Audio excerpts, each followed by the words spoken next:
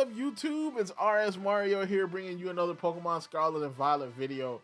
Okay, so yesterday I did not get a chance to make all the videos I wanted to make. I wanted to do the reaction, I wanted to do the breakdown where we go to the website and we check out all the new information they dropped, and I wanted to do a video about the riddles, because Riddler Q basically revealed the answer to all of the riddles.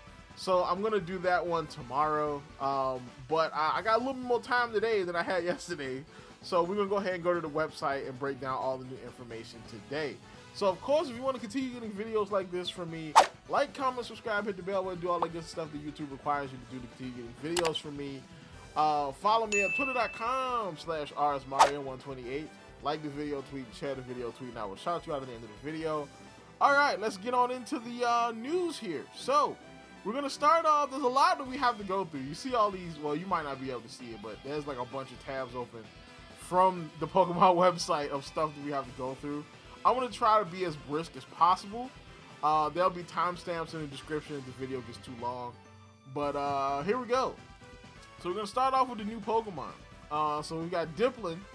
So Dipplin is another final evolution of Applin. So if you don't remember, Applin is the Apple Dragon Pokemon from, I want to say it was Generation 8. I think it was Scarlet and Violet. I mean, Sword and Shield, where Applin was in.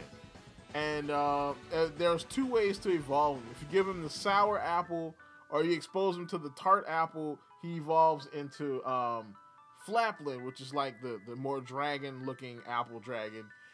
If you give him the other one, it evolves into the one that looks kind of like an apple turnover. And now if you give him a different item or some kind of different thing, it evolves into a candy apple, which is Dipplin. So meet Dipplin, the evolution of Applin.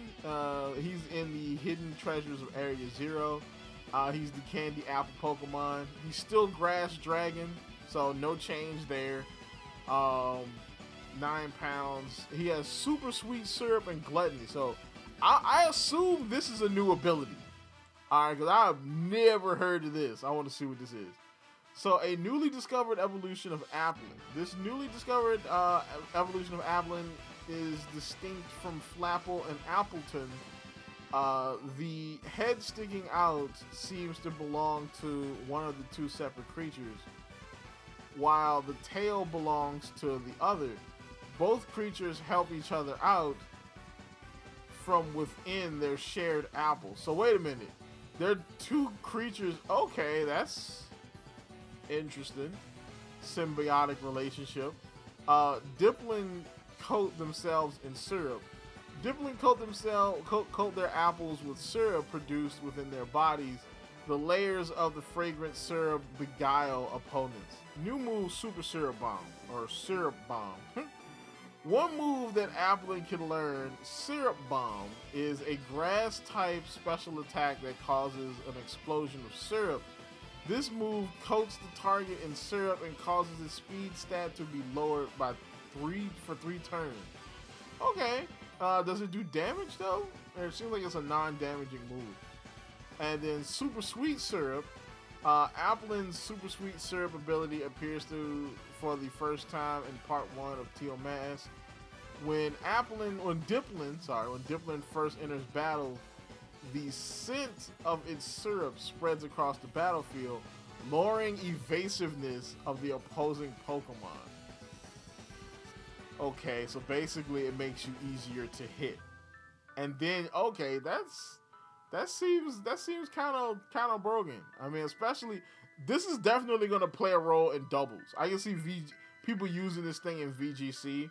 All right, moving on to the next Pokemon, we have Archaludon. So Archaludon is the evolution of Duraludon, and he's in Indigo Disc. So he's in Part 2.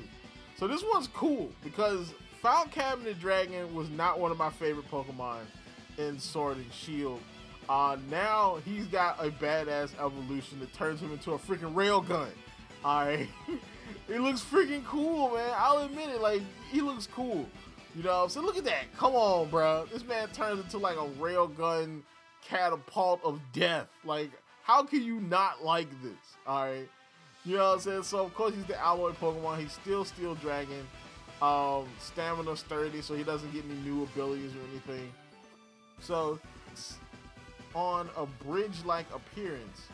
You know, while in trouble, Archaludon extends its normally bent torso, trading some of its mobility for a more stable center of gravity, while it's like this Pokemon resembles a magnificent steel bridge.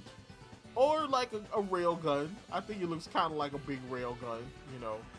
Archaludon builds up static electricity and fires a powerful beam. Terminus at the ends of its terminals at the end of its limbs gather and store static electricity, which Archaludon can use to fire a powerful beam made up of electric energy not normally generated within its body. Archaludon can gather static electricity more easily during storms and other inclement weather, allowing it to fire off its beam faster than usual. Okay, so why didn't they put this into his like ability? You know what I'm saying? Like an ability to like maybe ups his speed in like the rain, or ups his speed when he gets hit with an electric move, or something. You know what I'm saying? They just gave him stamina and sturdy, like, you know. His move is Electro Shot. So this is an electric special move. Archaludon gathers vast quantities of energy and fires off a high voltage bolt of electricity. Under rainy weather conditions, Archaludon can immediately fire off this attack without having to spend time charging up. So this is basically a solar beam. It's an electric solar beam. That's what this is.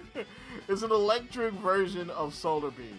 Alright, so this is the really cool part. So, newly discovered Paradox Pokemon and Paldea, Raging Bolt and Iron Crown. So, I want to say this is kind of a W for Scarlet. You know what I'm saying? But, I mean, what you call him, like, Iron Crown doesn't look too bad, though. He looks kind of cool, you know what I'm saying? I like the color scheme, the blue and the yellow with the kind of gray and the little electric like neon like USB lights and stuff. I kind of dig it. I kind of dig this look, especially with the little wing things. I kind of dig the look, but you got Horizon Zero Dawn over here. You know what I'm saying? Again, giving Scarlet, I'm gonna go ahead and give it to him. Scarlet gets another W. All right, the paradox. When it comes to paradoxes, Scarlet stay getting W's, cuz. All right, now we can come on, man. Tell me this thing isn't cool looking. All right, they took freaking Raikou and turned him into a Brontosaurus, bruh. You know what I'm saying? Tell me this thing is not cool looking, bro. All right, come on, tell me this thing is not cool looking, and I will tell you you are telling lies. So newly discovered Paradox Pokemon will be appearing in Paldea region. It seems you'll be able to encounter Raging Bolt in Hidden Treasures or Area Zero, Scarlet, and Iron Crown in the Hidden Treasures or Area Zero for Violet. And they don't have any more information. Come on, man! I want to know, what is the typing?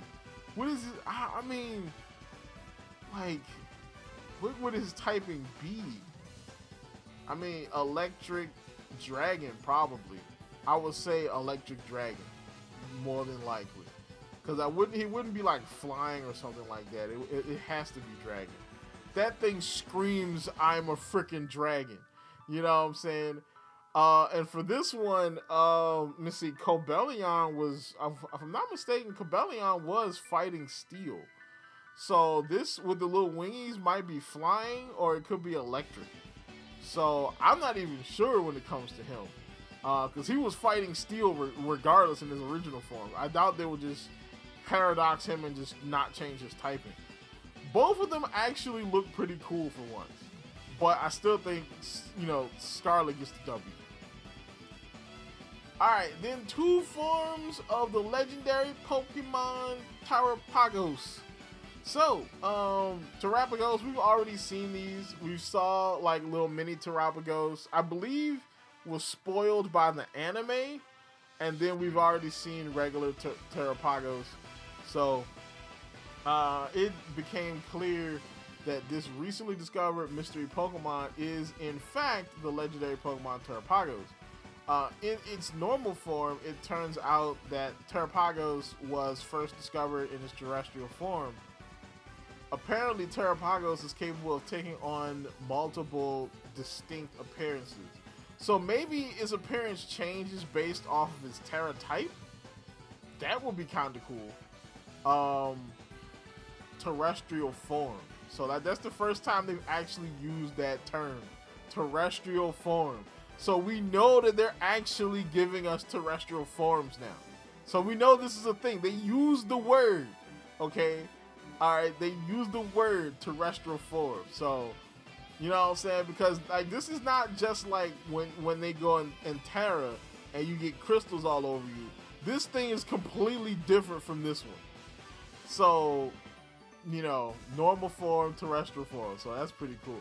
So I'm guessing the terrestrial form looks different for every different type, or maybe the tails and the beard are a different color or something. Either way, it looks pretty cool though. There it is. I was wondering where. I knew I had an article about freaking Ogerpon on here. Alright, so, legendary Pokemon Ogerpon has been discovered in its terrestrialized state.